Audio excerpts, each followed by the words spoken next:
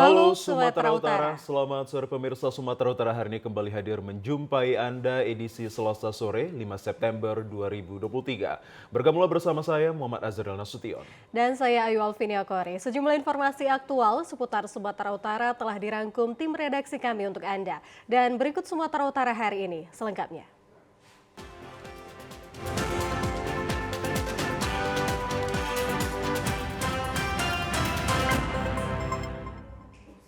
Pemirsa, di informasi yang pertama, puluhan massa yang tergabung dalam Forum Konservasi Orangutan Sumatera menggelar aksi unjuk rasa di depan Kejaksaan Tinggi Sumatera Utara.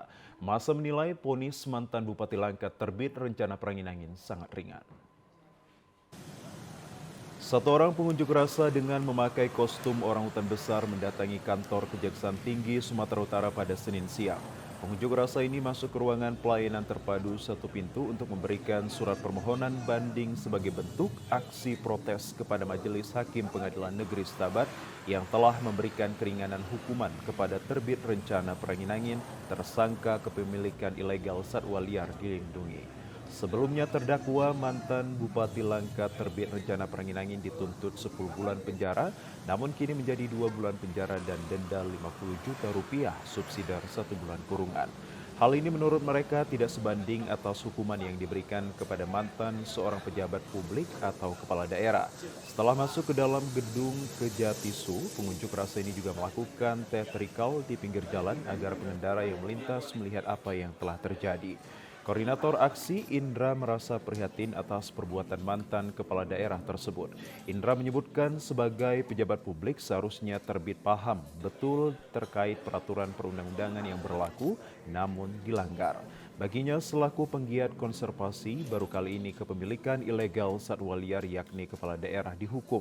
Sehingga para pegiat sangat apresiasi kepada Kementerian Lingkungan Hidup dan Kehutanan yang telah melakukan proses hukum terhadap seorang bupati. Jadi kita mendorong hari ini kepada Kejaksaan Negeri Langkat untuk bisa mengajukan banding atas putusan hakim sebelumnya. Karena menurut kita belum ada prinsip keadilan dan untuk memberikan efek jerah terhadap pelaku. Ini mungkin menjadi contoh pertama karena setahu kami dari pengalaman kita sebagai penggiat konservasi, baru kali ini kepemilikan satwa ilegal oleh pejabat publik itu yang diproses sampai ke proses hukum. Masyarakat Kota Medan diminta waspada terhadap peredaran oli palsu pasca penggerebekan pabrik oli palsu oleh unit Dipsus Satreskrim Polrestabes Medan. Diduga hingga kini masih terdapat oli palsu yang banyak beredar di masyarakat. Selain mengamankan pemilik pabrik berinisial D serta 7 orang karyawannya, petugas Satuan Reserse Kriminal Polrestabes Medan juga menemukan brosur promosi peredaran oli palsu di lokasi. Berdasarkan pemeriksaan petugas yang didukung oleh pendapat para ahli bahwa pembuatan oli yang dilakukan di pabrik ini masih belum memenuhi kriteria oli yang sesuai standar.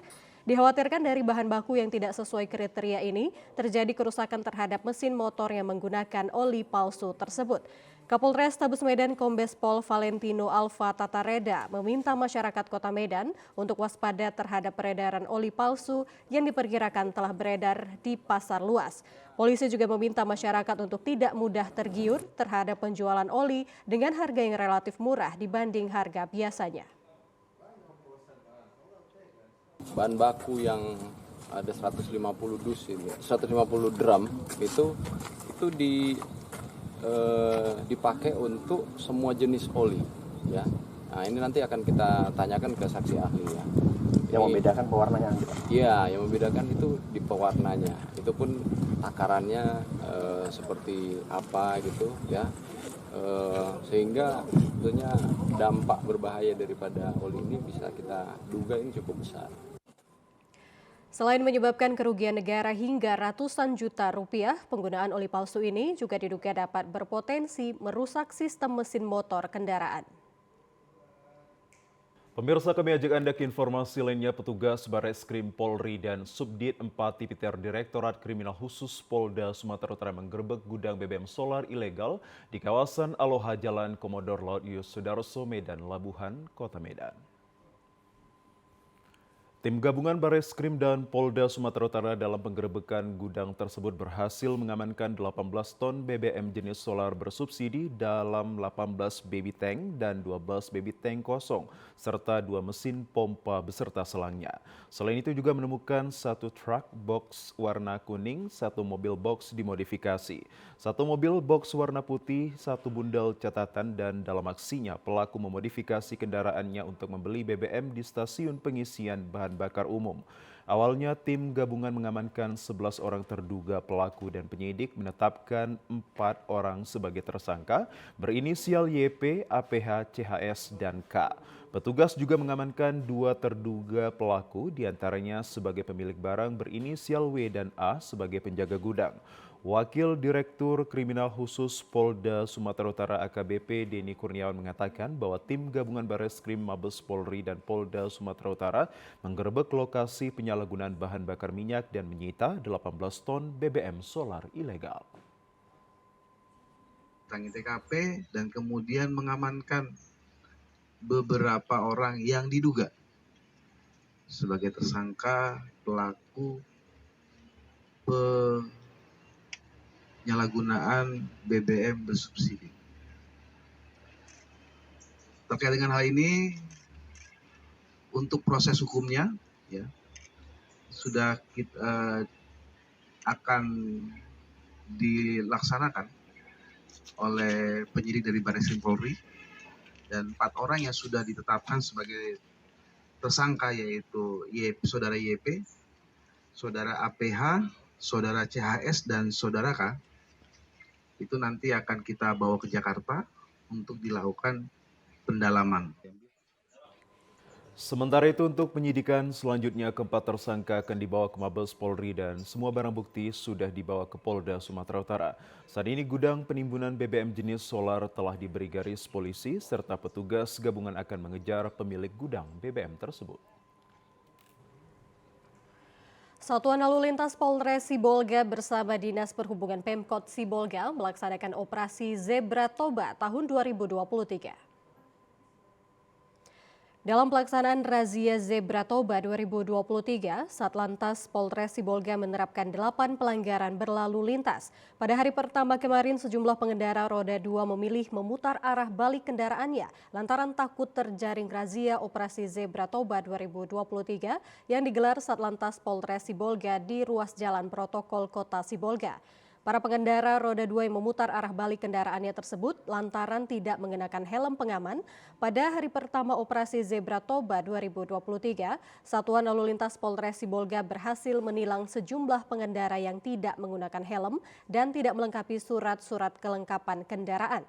Satlantas Polres Sibolga akan melaksanakan operasi Zebra Toba 2023 selama 2 pekan di sejumlah ruas jalan protokol di Kota Sibolga. Dan pemirsa, informasi terkait cuaca buruk akan hadir untuk Anda sesaat lagi. Tetaplah bersama kami di Sumatera Utara hari ini.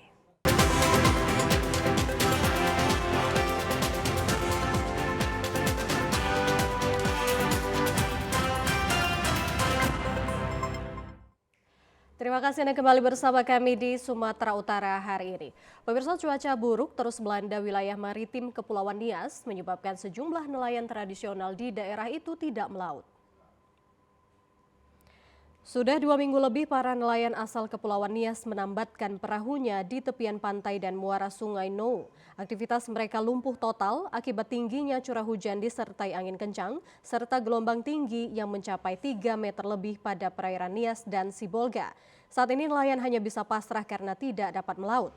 Untuk saat ini, sejumlah nelayan hanya melakukan aktivitas perbaikan alat tangkap dan perbaikan mesin motor perahu yang telah rusak akibat dihantam badai. Kondisi cuaca yang masih belum baik ini dikeluhkan para nelayan karena tidak bisa memenuhi biaya kebutuhan makanan dan keperluan hidup lainnya. Mengalami kerugian karena tidak berlayar di tengah laut dikarenakan dengan cuaca. Habis itu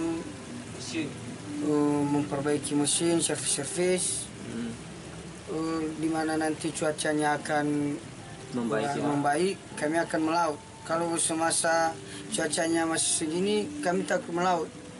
Karena cuma kapal inilah harapan kami satu-satunya untuk mencari nafkah. Para nelayan ini terus menerima informasi dari sesama rekan nelayan di pulau-pulau kecil untuk mengabarkan keadaan cuaca di tepian pantai. Sementara itu pemirsa, cuaca buruk di perairan Kepulauan Nias telah berdampak pada jumlah pasokan ikan di wilayah Gunung Sitoli sekitarnya mulai berkurang. Lumpuhnya aktivitas nelayan di tengah cuaca buruk telah mempengaruhi hasil tangkapan nelayan, menyebabkan jumlah pasokan ikan di beberapa pasar tradisional di wilayah kota Gunung Sitoli mulai berkurang. Seperti halnya pada Pasar Beringin dan Pasar Pagi Kelurahan Ilir, Kecamatan Gunung Sitoli hingga siang tadi terlihat sepi dari ketersediaan pasokan ikan. Para pedagang menyebutkan bahwa kondisi ini sudah mulai terjadi selama sepekan terakhir karena ketiadaan hasil tangkapan nelayan yang disalurkan melalui penggalas. Sementara banyak konsumen mulai mengeluhkan karena alami kesulitan menemukan pilihan ikan segar di pasar, termasuk harganya yang cukup mahal. Ya, karena ini cuaca di Gunung Sitoli sangat ekstrim ya, sehingga para nelayan takut untuk melaut untuk menangkap ikan. Ada berapa lama sudah berlangsung sepinya? Ya kurang lebih 1 minggu. Kita banyak menerima permintaan dari rumah makan. Ya lumayan juga, tapi kita coba untuk mereka juga kasih pengertian. Susah. Susah cari ikan. Kenapa susah, Bang? Karena Mengenai harga, Bang, gimana, Bang? Tadi? mahal. Agak tinggi harga per kiloan. Abang berapa per kilonya minimal, Bang? Abang sudah temukan tadi. 40. Kalau sebelumnya, Bang, berapa? 30, 35.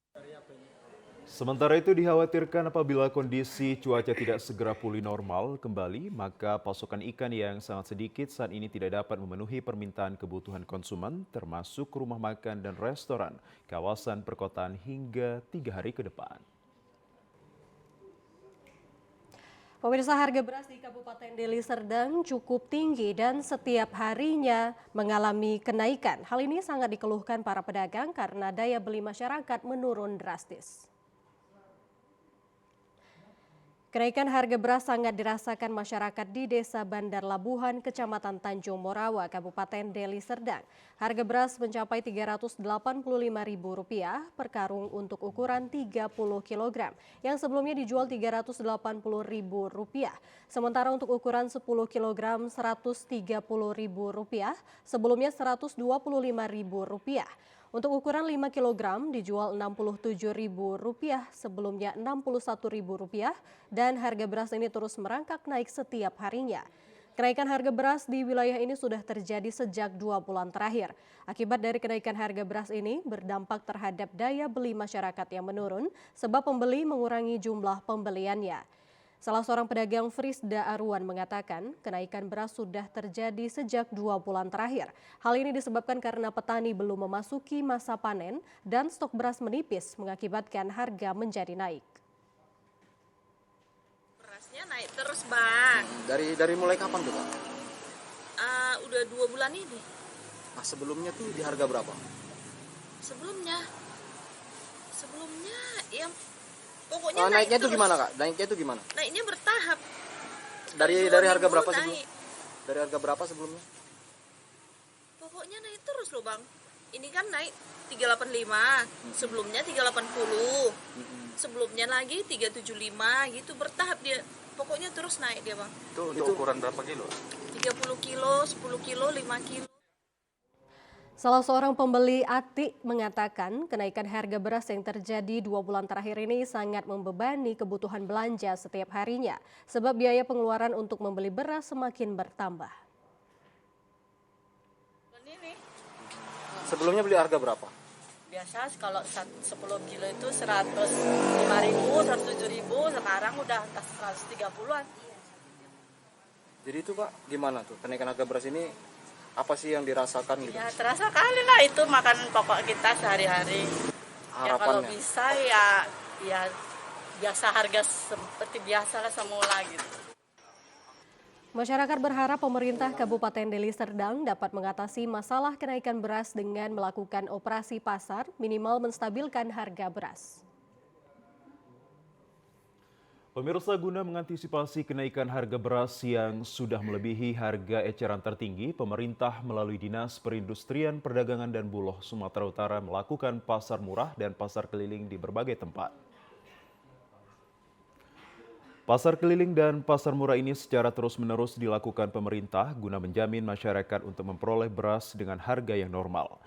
Kepala Bidang Perindak Propsu Sujat Mikoir mengatakan untuk memastikan harga beras tidak melebihi eceran tertinggi, Satgas Pangan dan Tim Pengendali Inflasi Daerah Sumatera Utara melakukan pantauan dan sidak ke pasar tradisional guna memastikan para pedagang tidak menjual harga beras di atas harga eceran tertinggi.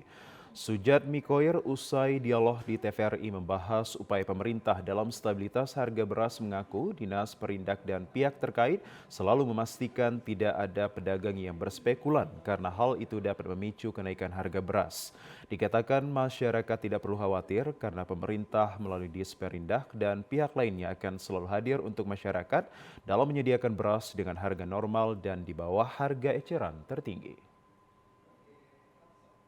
Lakukan dengan kerjasama dengan Bulog ya untuk Bulog dapat menggelontorkan ya berasnya ke masyarakat karena harga beras petani memang itu lebih tinggi ketimbang harga Bulog. Nah untuk itu Bulog kita harapkan dan tadi sebagai informasi bahwasanya Bulog sudah melakukan pasar keliling ya. Jadi masyarakat sudah dapat menjangkau harga beras Bulog itu sendiri. Sementara itu, pimpinan wilayah Bulog Sumatera Utara Arif Mandu menyampaikan stok beras di Sumatera Utara aman hingga akhir tahun 2023. Dikatakan untuk membantu masyarakat, keluarga penerima manfaat yang sudah didata pemerintah mulai bulan September hingga November akan menerima bantuan beras. Hal ini diyakini dapat mengatasi kenaikan harga beras karena kebutuhan beras untuk masyarakat KPM telah disediakan oleh pemerintah. Terkait pasar keliling, Bulog siap melayani permintaan dari para mitra baik perusahaan daerah, pasar, dan juga perindak. Kendaraan dan yang operasional lapangan dari PD Pasar, kami Bulog menyiapkan komoditinya. Dan setiap hari, pasar keliling tiap hari jalan dan itu akan mengelilingi semua kecamatan ya yang ada di Kota Medan. Tiap hari pindah-pindah kelurahan dan memang lebih prioritas ke kelurahan di mana masyarakat banyak yang memang membutuhkan. Jadi ada skala-skala prioritas yang didahulukan. Pemirsa, Badan Pusat Statistik Sumatera Utara mencatat harga gabah di tingkat petani dan penggilingan mengalami lonjakan pada periode Agustus 2023 dan kondisi ini merupakan masih di bawah nasional. Dan untuk mengetahui seperti apa lonjakan harga gabah di Sumut, kini telah bergabung bersama kami pengamat ekonomi Bang Gunawan Benjamin. Selamat sore Bang Ben. Selamat sore Mbak Ayu, selamat sore Bang Azril. Ya, alhamdulillah sehat. Baik, terima kasih sudah bergabung Bang Benjamin. Bang Ben, kita ketahui bersama di sini bahwa harga beras mulai mengalami peningkatan di pasaran begitu ya Bang Ben ya. Dan salah satu pemicunya adalah naiknya harga gabah. Lalu seperti apa sebenarnya Bang pemicu dari kenaikan harga gabah ini Bang di tingkat petani? Iya, jadi kemarin saya dan tim itu sudah melakukan survei ke lapangan ya, ke petani yang ada di Deli Serdang, Sedang Bedage, dan di Langkat. Itu ternyata harga gabah di tingkat petani yang kalau kita mengacu kepada HPP pemerintah, gabah kering panen itu kan di harga Rp5.000. Tetapi kemarin kita sudah melihat harga gabah di level petani itu sudah mencapai Rp7.000 per kilogramnya. Naiknya signifikan sekali. Nah, kenaikan ini kalau dibiarkan memang akan memicu kenaikan harga beras secara umum. Dan kenaikan harga beras sekarang sudah terjadi di wilayah Sumatera Utara. Nah, kenaikan harga gabah ini dipicu oleh beberapa faktor ya. Salah satunya kemarin kita melihat adanya tren kenaikan harga pupuk yang sudah terjadi sejak tahun 2022. Ditambah lagi kita menghadapi musim El Nino yang sejauh ini memang walaupun beberapa petani menyatakan untuk Sumatera Utara El Nino tidak begitu berdampak terhadap potensi penurunan produksi, karena walaupun memang demikian masih ada beberapa petani yang menyatakan bahwasanya ya dia merasakan ada sedikit penurunan produksi untuk gabahnya nanti. Tetapi secara keseluruhan ini ngelihat gabah yang mengalami kenaikan ini memang banyak dipengaruhi oleh hal-hal di luar yang lainnya.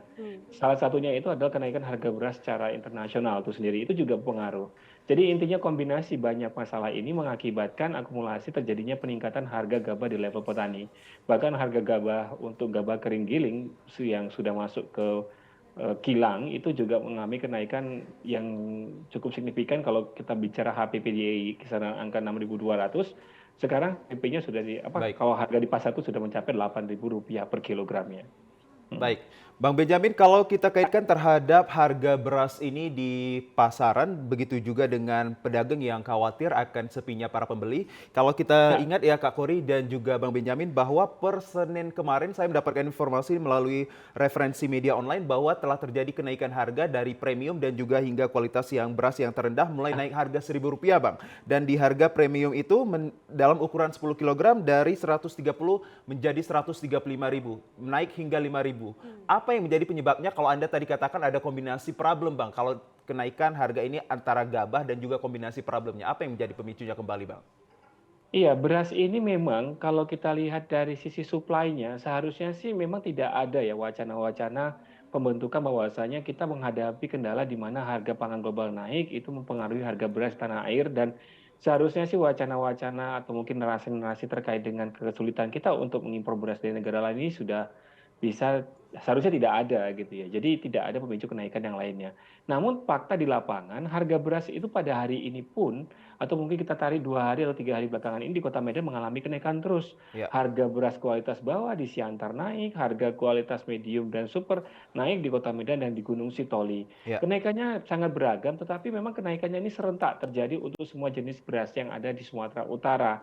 Oleh karena itu memang kalau kita lihat pemicu yang lainnya sebenarnya ada potensi di mana kepanikan menjadi salah satu pendorong kenaikan harga itu sendiri. Ditambah lagi memang kalau kita melihat dari apa yang dilakukan oleh Bulog sebenarnya sudah bagus, sudah melakukan intervensi, sudah melakukan penjualan secara keliling untuk SPHP di masyarakat tingkat kelurahan. Tetapi kan yang jadi persoalan adalah beras Bulog ini kan belum tentu semuanya bisa diserap oleh masyarakat karena rasanya berbeda. Memang masyarakat perlu menyesuaikan, tetapi untuk masyarakat yang mungkin sangat terganggu dengan kenaikan harga beras, bisa saja mereka beralih ke beras-beras yang dijual oleh Bulog itu tadi. Tetapi untuk masyarakat yang masih memiliki kemampuan secara finansial, yang belum akan merubah konsumsinya dari beras biasa ke beras Bulog, ini berpotensi untuk mendorong kenaikan harga beras mediumnya. Kenapa? Mereka tetap bertahan di harga tersebut walaupun harganya mengalami kenaikan. Nah, hal ini juga sudah kita pantau terjadi belakangan ini, dan 1 pekan terakhir di Medan harga beras medium ke super itu naik mencapai 3% rata-rata. Terus kita lihat harga beras kualitas bawah di Siantar itu naik sekitar Rp400 per kilogram ya. Jadi harusnya kalau misalkan kita bicara 10 kilo, ya ini berarti 400 kali 10 ada 4.000 kenaikan setiap per 10 kilo karung berasnya. Dan saya khawatirkan ini masih tetap berpotensi mengalami kenaikan selanjutnya seiring dengan ketidakpastian global terkait dengan kenaikan harga pangan dunia, khususnya harga beras itu tadi. Baik. Nah, baik. Di sini Bulog kan sudah berupaya, Bang Ben, untuk membantu masyarakat dalam hal kenaikan harga beras ini, begitu ya, Bang, seperti menggelontorkan beras murah ataupun SPHP. Nah, apakah intervensi Bulog ini, Bang, mampu meredam gejolak kenaikan harga beras ini, Bang Ben? Ya, studi yang kita lakukan itu setiap Bulog melakukan intervensi harga, itu harga relatif diam. Artinya begitu Bulog masuk, harga itu langsung diam, nggak mau naik lagi. Contoh kasus yang kita ambil baru-baru ini adalah Gunung Sitoli. Harga berasnya sempat naik Rp600 per kilogram per hari. Dalam 1 hari itu naik 600. Tapi begitu Bulog mengaturkan intervensi, Bulog melakukan penjualan, harga berasnya langsung berhenti di situ. Tapi tetap berhenti stabil mahal gitu loh. Nah, kalau seandainya kita berharap apakah Bulog ini bisa menjadi solusi? Iya, memang harapannya dari situ saat ini. Harapannya adalah Bulog bisa menyalurkan beras cadangan pemerintah untuk disalurkan ke masyarakat. Dan kita harapin nanti ke depan, ini selain dari intervensi yang dilakukan Bulog, pemerintah kan pada dasarnya juga punya program untuk penyaluran beras kepada keluarga penerima manfaat yang dibagikan sekitar 10 kg per rumah tangga per bulan. Oktober, November, dan Desember. Kalau kata Bulog itu datanya 9.260 ton per bulannya. Nah, ini sebenarnya bisa mengurangi tekanan harga beras. Kenapa? Masyarakat yang mendapatkan manfaat, mendapatkan beras secara gratisan, sehingga tidak ada terjadinya permintaan beras di pasar yang seharusnya bisa meredam gejolak harga itu tadi. Tetapi yang menjadi persoalan adalah beras ini harganya terbentuk bukan dikarenakan oleh supply and demand di tanah air aja. Di luar juga mengalami kendala. Kita tahu bahwasanya harga beras di dunia itu dalam kurun waktu sebulan terakhir naik 11%. Ini yang perlu diwaspadain. Ditambah lagi India udah mau men-stop ekspornya, harga beras di Vietnam, di Thailand ini mengalami kenaikan, Myanmar juga berencana untuk menutup ekspornya. Ini bermasalah bagi negara-negara lainnya dan tentunya ada perebutan harga beras di situ, sehingga harga beras kita yang sebagian kecil ini diimpor dari negara lain juga potensi mengalami kenaikan. Yang perlu diperhatikan adalah Bulog harus menambah cadangan berasnya sehingga masyarakat tuh nyaman, walaupun Bulog mengklaim bahwasanya nanti hingga tutup tahun harga stok beras itu relatif aman, tetapi ini bukan 100% menjamin bahwasanya harga beras tidak akan mengalami kenaikan. Itu yang menjadi persoalan. Baik Bang Benjamin, kalau kita kaitkan terhadap persoalan tadi sudah kita buka dengan general description dari Anda. Nah, kalau kenaikan harga beras yang cukup signifikan ini otomatis akan berdampak terhadap dua hal, yakni kepada para pedagang selaku pelaku usaha dan juga akan terjadi pemicu kenaikan inflasi. Bagaimana sebenarnya yang akan dirasakan oleh masyarakat sendiri, mengingat kita 4 bulan lagi masuk ke dalam perayaan Natal ini Bang Ben? Iya, ini yang kita khawatirkan dan ini yang kita takutkan. Yang kita takutkan adalah beras ini menjadi komponen terbesar pengeluaran masing-masing rumah tangga. Angkanya selalu di atas, paling atas, nomor 1. Kalau seandainya harganya ini terus mengalami kenaikan, yang kita khawatirkan bukan hanya pedagangnya aja. Pedagang itu kan juga nggak berani kan beli beras mahal terus dijual. Takutnya nanti kalau nggak ada yang beli gimana? Yang paling menerana adalah pedagang-pedagang kuliner yang menjual nasi gitu ya, atau mungkin para ibu rumah tangga. Ini mereka sangat tertekan dengan kenaikan harga beras tersebut. Menaikkan harga jual di tengah kondisi daya beli yang terpuruk belakangan ini, itu bisa menurunkan penjualan, bisa menurunkan omset. Sementara di sisi lain harga beras naik, harga penjualan tidak dinaikkan, ini bisa mengurangi keuntungan. Keuntungan mereka tergerus gitu loh. Jadi dilematisnya banyak. Kita berhadapan dengan situasi di mana daya beli terancam mengalami penurunan diakibatkan oleh kenaikan harga beras. Ditambah lagi kita akan berhadapan dengan situasi di mana banyak pelaku usaha UMKM yang akan mengalami kerugian akibat kenaikan harga beras itu sendiri. Seperti salah satunya restoran ya Bang Ben? Ya pastinya. Mulai dari restoran, pedagang kaki lima seperti penjualan lontong sayur ini juga akan berdampak dengan kenaikan harga beras tersebut. Sementara itu mencari solusi, jadi kan gini ya, kalau kita bicara restoran atau rumah makan, mereka tuh punya standarnya itu nasi yang mereka sediakan itu dari beras yang sama setiap waktunya untuk menjaga kualitas. Begitu nanti dihadirkan beras Bulog, ini pas nggak sama seleranya konsumen? Mereka juga nggak berani kan berspekulasi kalau seandainya nanti beras mahal, mereka langsung beli beras Bulog untuk dijual. Ini nggak semudah itu. Di lapangan tidak semudah itu. Dan ini perlu dipertimbangkan baik-baik sehingga memang tidak ada pilihan lain. Harga beras Bulog yang memang relatif lebih murah, ini jadi alternatif untuk menekan harga beras yang ada. Tetapi jangan salah, masyarakat tidak sepenuhnya, apalagi pelaku usaha, tidak akan sepenuhnya mampu mensubstitusi, mampu mengganti beras yang lama, beras yang pulen, beras yang biasa dikonsumsi masyarakat di Sumut, untuk tiba-tiba berubah menjadi beras Bulog yang lebih perah dia perah sifatnya, artinya butiran-butiran terpisah. Kalau penjual nasi goreng senang dengan beras Bulog, tetapi pada dasarnya restoran, rumah makan, pedagang kaki lima secara keseluruhan ini masih kesulitan kalau seandainya dia beradaptasi dari beras yang lama ke beras Bulog itu tadi. Tetapi kita tetap berharap Bulog bisa menambah terus cadangannya, harga beras diharapkan tidak naik, dan pemerintah jangan coba saya harapin jangan menunggu bulan Oktober untuk menggelontorkan bantuan beras yang 9.260 ton per bulan untuk wilayah Sumut. Dikarenakan apa? Dikarenakan saya khawatir musim panen memang baru mulai akan terjadi di bulan ini. Nah, kalau seandainya nanti ada penurunan produksi, saya khawatirnya masyarakat makin khawatir, makin takut, sehingga nanti harga beras makin tidak terkendali. Itu sih. Baik. Nah, Bang Ben, ini kenaikan harga beras ini kan pastinya akan mempengaruhi inflasi, begitu ya Bang Ben ya. Lalu bagaimana dengan tingkat daya beli masyarakat dan juga tingkat kemiskinan di Sumatera Utara khususnya Bang Ben? Oke, sekarang kita berpikirnya begini nih. Kalau harga beras pasti seperti yang Mbak Ayu Kori bilang, harga beras pasti akan memicu kenaikan inflasi. Di sisi lain kenaikan inflasi menekan daya beli masyarakat. Bayangin itu, masyarakat terpaksa ya harus mencari penghasilan tambahan untuk memenuhi kebutuhannya itu tadi. Nah, ini kan belum ketemu gitu. Ini kan belum ketemu. Solusi salah satu yang bisa diharapkan adalah mereka mengharapkan bantuan. Ini yang perlu ditekankan. Nah, seyogyanya berdasarkan hitungan saya, kalau harga beras naik, inflasi naik, pendapatan tidak naik, tentunya kan angka kemiskinan akan mengalami kenaikan. Pasti. Tetapi kita belajar nih dari pengalaman sebelumnya, pemerintah mampu loh menekan angka kemiskinan bahkan di tengah situasi ekonomi yang tidak bersahabat. Jadi kalau memang kita mau sepakat bahwasanya kemiskinan ini harus turun, maka sebaiknya pemerintah harus cepat menggelontorkan, memberikan beras subsidi kepada keluarga penerima manfaat secepat-cepatnya.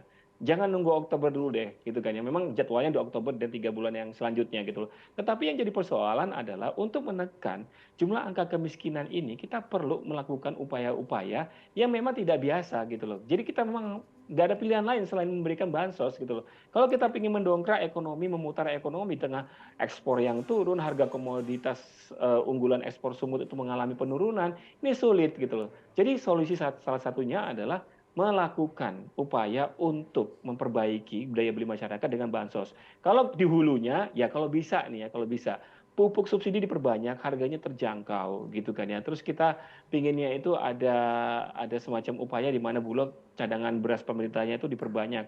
Dan satu hal, El Nino ini adalah sebuah sebuah tantangan yang tidak mungkin kita sanggup untuk melawannya. Ini kehendak Tuhan. Jadi kita yang sebagai manusia ini harus berinovasi, harus bekerja keras untuk menstabilkan harga beras ini biar supaya pantas bagi masyarakat.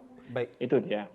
Ya, Kauri dan juga pemirsa, kita mengetahui bahwa peranan pemerintah ini dalam mengawasi ataupun melakukan supervisi ini sangatlah penting. Nah, Bang Benjamin, Anda selaku pengamat ekonomi bagaimana melihat harga eceran tertinggi yang telah ditetapkan oleh pemerintah, namun nyatanya di pasar-pasar tradisional ini masih banyak kita temukan variatif harga yang dimulai dari kabupaten hingga kota yang kata Anda adalah potensial untuk terjadinya serentak kenaikan harga ini, Bang.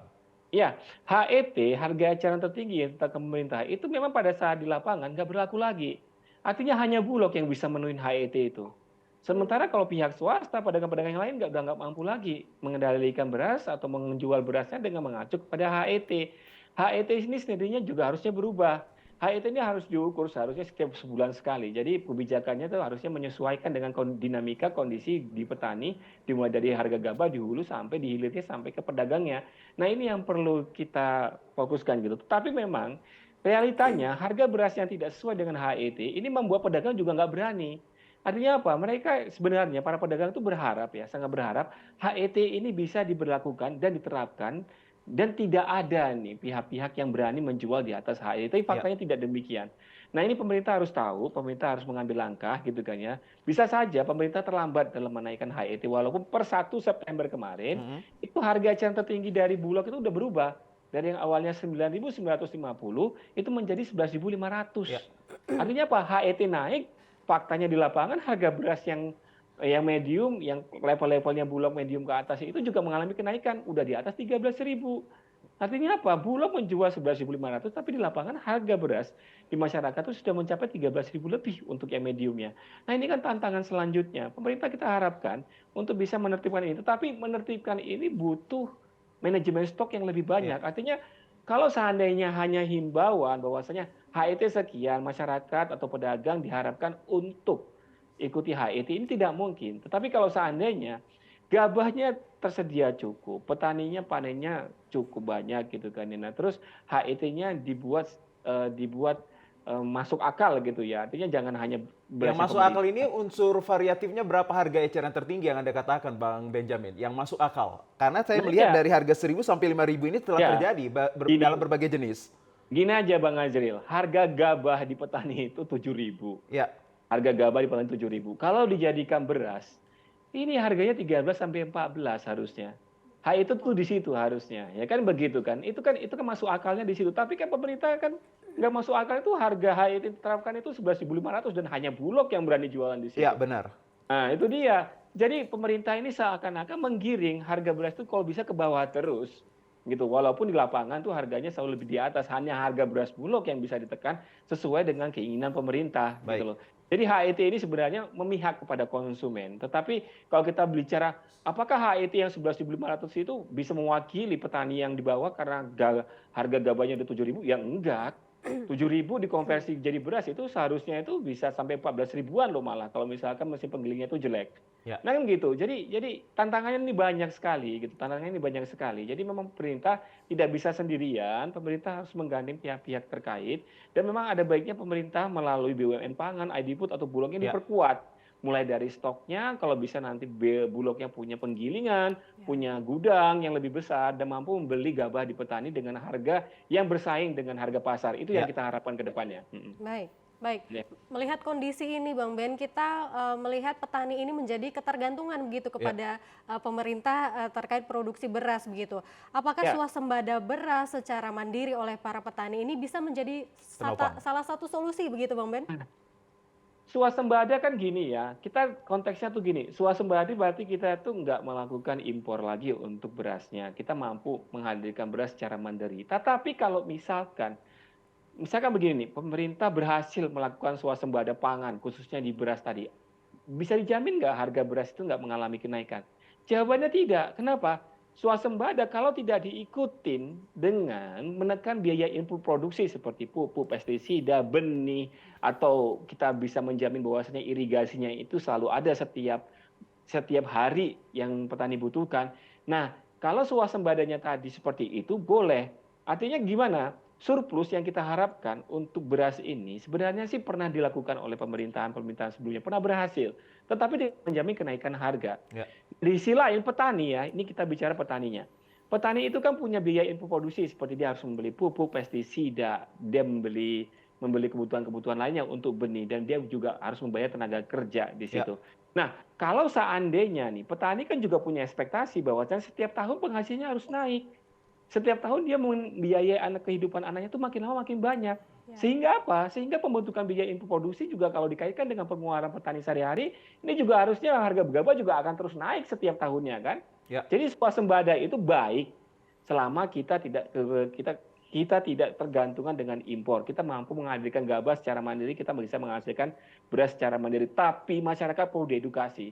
Bukan berarti swasembada itu tercipta lantas harga beras murah. Karena kalau murah petaninya gimana dong? Kan begitu. Ini perlu disosialisasikan, masyarakat perlu diedukasi dan kita jangan menilai ini kepentingan konsumen aja yang dibela. Petani juga perlu dibela di sini. Kehadiran petani juga perlu kita pertimbangkan di situ. Jadi memang menjadi pihak penengah nih itu nggak gampang. Menengahin petani dan menengahin konsumen ini nggak gampang ini. Tapi kita butuh solusi, jawaban masalah ini itu yang walaupun tidak ada jawaban yang bisa menyenangkan semua pihak, tetapi setidaknya ini bisa menjaga kestabilan ekonomi di masyarakat, khususnya terkait dengan harga beras itu tadi. Baik.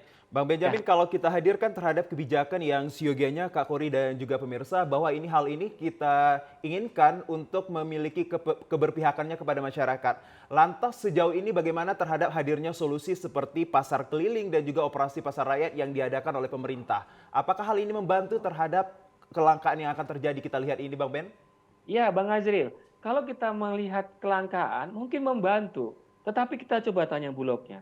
Dia berani nggak menjual beras langsung di sebelah pedagang yang beras yang ada saat ini? Dia juga berpikir bahwasanya pedagang ini juga butuh hidup loh, pedagang ini juga butuh keuntungan. Bulog hadir di tengah-tengah mereka, ini malah petaka buat pedagang itu, gitu loh. Bayangin loh, mereka membeli beras di angka 12.500, mereka jual 12.700 per kilo. Tiba-tiba Bulog di sebelah jual 11.500. Nah ini kan sebenarnya kan jadi dilema lagi kan. Ini jadi dilema lagi. Artinya apa? Ini yang perlu dipahami oleh masyarakat. Menstabilkan harga beras itu nggak gampang. Kehadiran Bulog itu belum tentu diterima oleh semua masyarakat gitu. Pedagang itu paling benci kalau Bulog itu datang gitu kan, menjual dengan harga yang lebih murah, itu pasti ada yang seperti itu. Nah ini yang perlu diwaspadain gitu. Ini yang perlu kita tahu semuanya. Jadi apa yang kita harapkan tadi, apa yang kita inginkan, apakah penjualan secara keliling ini menjadi solusi? Nah keliling itu yang bisa menjadi solusi, kenapa tidak berhadapan atau head to head dengan pedagang yang ada di pasar. Nah itu dia. Jadi memang itu yang perlu digalakkan terus. Jadi kalau seandainya nanti Bulog ya menitipkan penjualan beras ke pengecer, di mana pedagangnya udah jual beras medium dengan harga 13 ribuan, terus Bulog hadir 11.500 di pedagang yang lain. Nah pedagang yang tadi pasti kecewa. Ya ini pemerintah nggak adil dong di sini. Nah ini dia. Baik Bang Ben. Adilan tadi juga macam-macam lagi nanti di lapangan. Seperti tadi ya. Baik, terima kasih atas waktunya sudah bergabung bersama kami, Bang Gunawan Benjamin, pengamat ekonomi. Selamat sore, Bang Ben. Selamat beraktivitas kembali dan kami ucapkan Assalamualaikum warahmatullahi wabarakatuh. Selamat sore. Waalaikumsalam warahmatullahi wabarakatuh. Baik, pemirsa, kami akan kembali lanjutkan informasi terkait dengan suara pilihan rakyat sesaat lagi. Tetaplah bersama kami.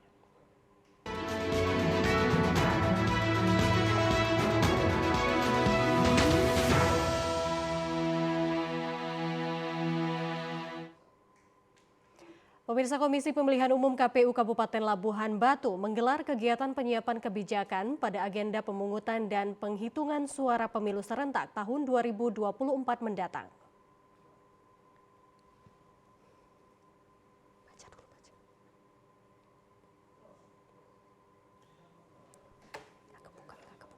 Pelaksanaan kegiatan ini merupakan tindak lanjut dari KPU Kabupaten Labuhan Batu terkait adanya rancangan KPU RI dalam hal pemungutan dan penghitungan suara tahun 2024 mendatang, di mana Komisi Pemilihan Umum Kabupaten Labuhan Batu banyak mendapatkan kritik dan saran dalam proses kegiatan pemungutan suara nantinya, baik dari penyelenggara pengawas pemilu ataupun partai politik. Sementara Komisioner KPU Kabupaten Labuhan Batu Ahmad Rifai Harahap menjelaskan terkait pemungutan dan perhitungan surat suara. Ada beberapa opsi antara lain mengenai Sirekap dan isu strategis terkait perubahan peraturan PKPU 3 tahun 2019 yang saat ini lagi dirancang draft pemungutan dan penghitungan suara. 3 tahun 2019 yang saat ini lagi dirancang terkait dengan draft PKPU pemungutan dan penghitungan suaranya, yaitu terkait dengan adanya nanti panel di penghitungan suara, di mana pada pemilu 2019 lalu penghitungan suara itu adalah menggunakan satu penghitungan suara dimulai dari presiden berakhir dengan kabupaten kota. Akan tetapi di draft ini diperbolehkan 2 panel. Satu panel dia khusus menghitung pemilihan presiden dan DPD, kemudian panel yang kedua menghitung penghitungan suara DPR RI, provinsi dan kabupaten kota.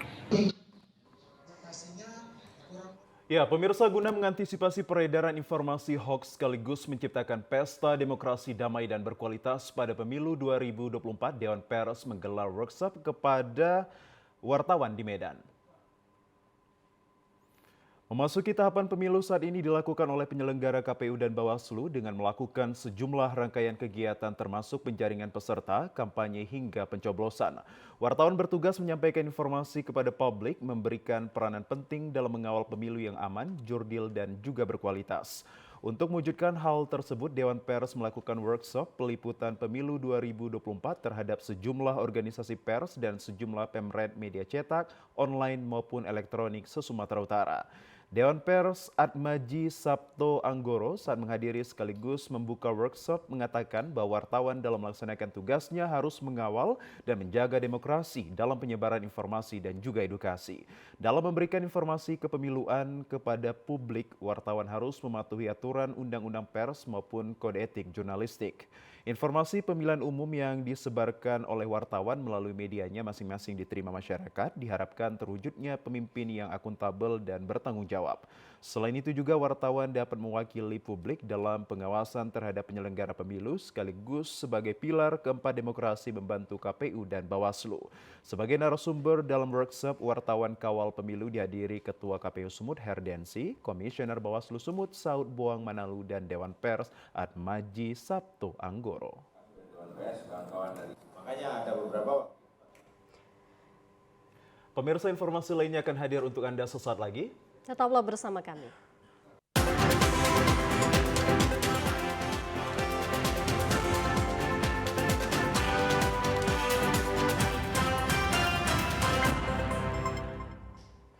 Pemirsa, puluhan hektar kebun pepaya milik petani di Kabupaten Mandailing Natal terancam gagal panen karena diserang virus dan hama. Beginilah kondisi kebun pepaya petani di Kabupaten Mandailing Natal yang diserang virus dan hama. Terlihat pertumbuhan batang pohon pepaya yang diserang virus bintik hitam tidak tumbuh bagus atau terlihat kondisi batang dan daun menguning, sementara buah pepaya busuk. Hama yang menyerang kebun pepaya petani di Mandailing Natal sudah terjadi sejak 1 tahun belakangan ini. Hingga saat ini belum dapat dipastikan virus yang menyerang kebun pepaya ini, bahkan berbagai upaya dilakukan petani untuk menghilangkan virus tersebut. Akibat kondisi ini, puluhan hektar lahan perkebunan petani di sejumlah daerah di Mandailing Natal terancam gagal panen, membuat petani rugi hingga ratusan juta rupiah.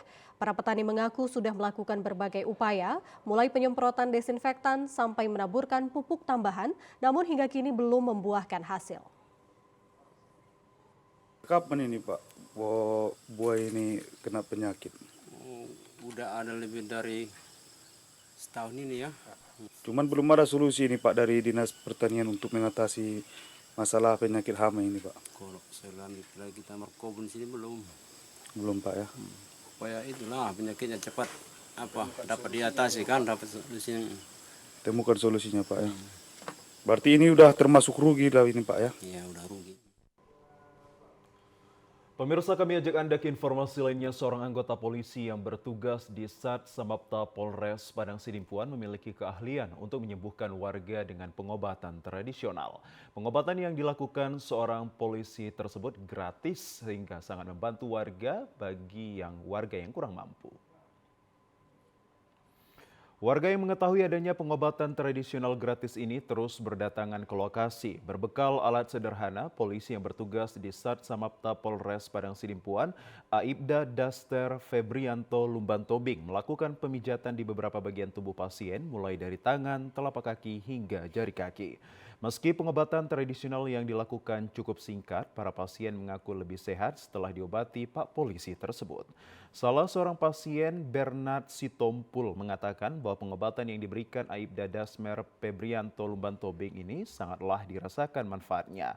Sebelumnya ia sesak napas dan tenggorokan bermasalah, kini setelah 2 kali dilakukan pengobatan dengan minum rempah-rempah, mulai dirasakan perubahannya saat ini. Reaksinya sudah tenang tidur. Tenggorokan pun enggak bunyi lagi. Tenggorokan tidak bunyi lagi. Kepala enggak pening lagi. Sebelumnya? Sebelumnya kepala asalkan berdiri gini berputar. Sudah lama duduk gini kan. Berdiri payah. Berjalan jauh 100 meter pun enggak mampu. Sementara itu, meskipun tidak dipungut biaya, Aibda Daster Lumbantobing tetap semangat membantu melakukan pengobatan pada warga yang membutuhkan, terutama bagi warga yang kurang mampu. Semuanya tergantung penderita penyakit, Pak. Yang penyakitnya, Pak, nengok penyakitnya, lihat penyakitnya kita, baru kita siapkan ramuannya, atau kita suruh yang menderita penyakit mencari ramuannya. Ramuannya ada di pasar, lengkap semua. Gak ada yang mahal. Herbal. Siapa yang datang. Meski gagal menyapu bersih gelar juara dalam turnamen bulu tangkis internasional Ekspora Indonesia Challenge 2023, namun performa atlet bulu tangkis Indonesia seperti Alwi Farhan hingga Esther Wardoyo dapat menyabet gelar juara dalam ajang ini. Permainan sengit dan penuh perjuangan diperagakan oleh atlet-atlet bulu tangkis Indonesia dalam ajang turnamen Ekspora Indonesia International Challenge 2023 yang digelar di Gedung Olahraga Persatuan Bulu Tangkis Indonesia Sumut di Jalan Willem Iskandar, Kabupaten Deli Serdang. Indonesia berhasil mengirimkan setiap perwakilan dalam babak final di ajang ini, mulai dari tunggal putra, tunggal putri, ganda putri, hingga ganda campuran. Namun sayang, dalam pertandingan setiap kategori, ganda campuran Indonesia gagal menaklukkan ganda campuran Thailand yang membuat Indonesia gagal menyapu bersih gelar juara dalam ajang turnamen internasional ini. Ketua Panitia Arman Darmaji menyebut meski gagal menyapu bersih gelar juara, namun mayoritas perwakilan Indonesia mampu menyabet gelar juara sehingga menjadi motivasi tersendiri bagi para atlet bulu tangkis yang belum berhasil menyabet gelar juara tersebut. Dan pemirsa, berikut kita simak informasi perakiraan cuaca di sejumlah daerah di Sumatera Utara dari Badan Meteorologi, Klimatologi, dan Geofisika wilayah 1 Medan yang berlaku esok Rabu 6 September 2023. Halo Sobat BMKG, senang sekali saya Christine Afrin Matondang, Perakirawan Balai Besar BMKG wilayah 1 Medan kembali hadir untuk menyampaikan update informasi perakiraan cuaca dan hotspot di wilayah Sumatera Utara hari Rabu 6 September 2023. Pada pagi hari, kondisi cuaca diprediksi berpotensi hujan ringan di wilayah Nias, Tapanuli Tengah, Sibolga, Tapanuli Utara, Tapanuli Selatan, Padang Sidempuan, dan sekitarnya. Sementara untuk siang hingga sore hari, berpotensi hujan ringan hingga lebat di sebagian besar wilayah Sumatera Utara, dengan potensi hujan lebat terjadi di wilayah Tapanuli Tengah, Sibolga, Tapanuli Utara, Tapanuli Selatan, Padang Sidempuan, Padang Lawas, dan sekitarnya. Untuk malam hari, kondisi cuaca masih berpotensi hujan ringan hingga lebat di wilayah Sumatera Utara dengan potensi hujan lebat terjadi di wilayah Humbang Hasundutan, Tapanuli Tengah, Sibolga, Tapanuli Utara, Tapanuli Selatan, Padang Lawas, Padang Sedempuan, dan sekitarnya. Untuk dini hari, kondisi cuaca diprediksi berawan di wilayah Sumatera Utara. Suhu udara akan berkisar antara 17 hingga 31 derajat Celcius dengan kelembaban udara 75 sampai 95%. Dengan arah angin bertiup dari arah tenggara hingga barat daya dengan kecepatan 10 sampai 30 km per jam. Adapun untuk titik panas di wilayah Sumatera Utara berdasarkan pantauan tanggal 4 September 2023 tidak terpantau adanya aktivitas titik panas di wilayah Sumatera Utara. Kepada masyarakat, kami tetap memberikan himbauan untuk tetap waspada akan adanya potensi hujan dengan intensitas sedang hingga lebat yang dapat disertai petir dan angin kencang di sebagian wilayah Sumatera Utara, yaitu di wilayah pegunungan, pantai barat, lereng timur Sumatera Utara, yang dapat berpotensi mengakibatkan bencana hidrometeorologis seperti banjir, tanah longsor, dan sebagainya. Demikian informasi ini dapat kami sampaikan, kiranya informasi ini dapat bermanfaat dan sampai bertemu kembali.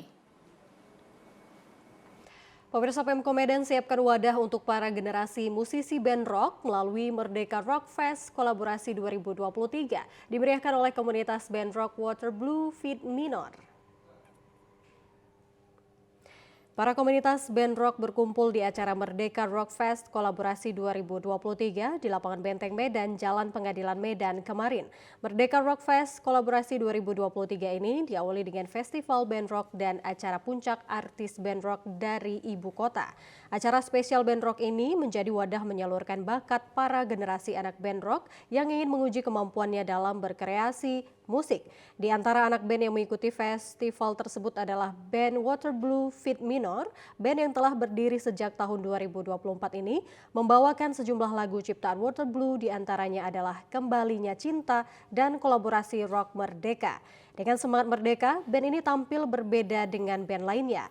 Windy dan Minor sepakat untuk mengibarkan bendera merah putih saat tampil dengan suasana kemerdekaan. Vokalis band Waterblue Windy mengatakan acara Merdeka Rock Fest kolaborasi 2023 ini dapat mengumpulkan kembali antara para komunitas dan band rock. Acara ini bagus sih untuk para komunitas, yang terutama komunitas pecinta rock. Jadi hari ini tuh semua berkumpul bersatu dalam acara Medan Rock Fest kolaborasi 2023.